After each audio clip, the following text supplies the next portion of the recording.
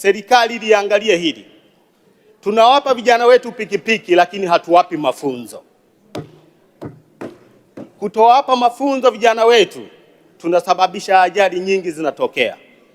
Watu wanavunjika miguu, watu wanapoteza maisha kwa sababu ya kukosa uzoefu, kwa maana ya kwamba tunazo shule za kuwafundisha vijana wetu ili waelewe namna gani wataendesha vyombo hivi. Kwa niombe kwa serikali tusaidie, kwa sababu tunazo shule ambazo tutaenda kuwasaidia hawa vijana.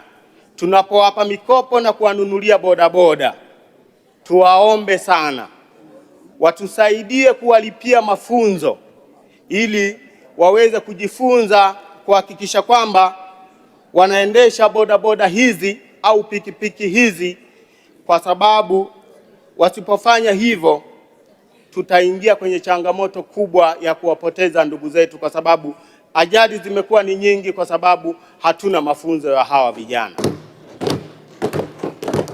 Kwa hiyo Mheshimiwa Mwenyekiti, nikuombe sana, kwenye jimbo langu kama nilivyozungumza, ninao vijana wengi, lakini vijana hawa wanatamani na wanatambua kwamba Mheshimiwa Rais wa Jamhuri ya Muungano wa Tanzania anawapa vifaa kwa ajili ya kuhakikisha wanajiendesha.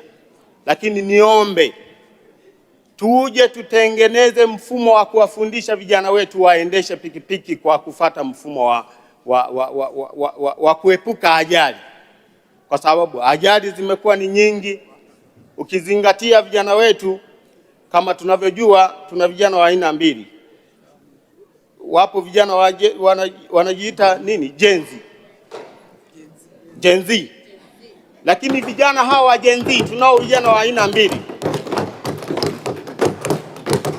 Tunao vijana wa Gen Z wenye akili timamu, lakini tunao vijana wa Gen Z ambao hawafai kabisa kwenye nchi hii. Na kwa nini Mheshimiwa Mwenyekiti nalizungumza hili? Leo kuna changamoto ya kutolewa wanasema nini? Nyeti.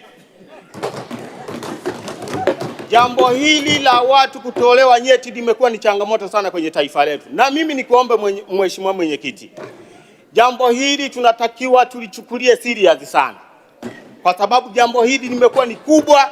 Watu wameuawa, watu wamejeruhiwa.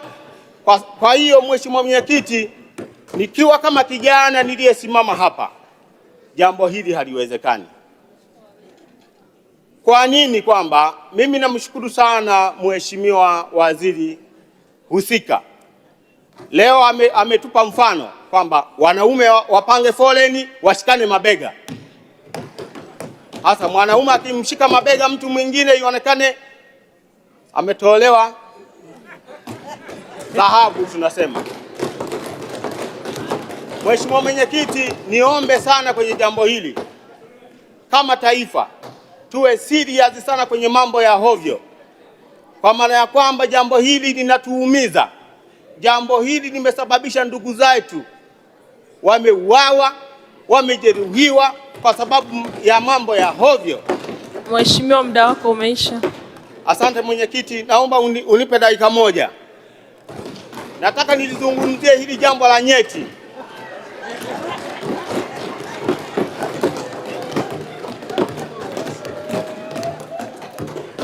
Mheshimiwa Mwenyekiti, jambo hili la nyeti, niwaombe hata mawaziri, jambo hili ni kubwa. Jambo hili linadhalilisha taifa. Leo tunakaa kujadili. Mheshimiwa, muda wako umeisha. Asante.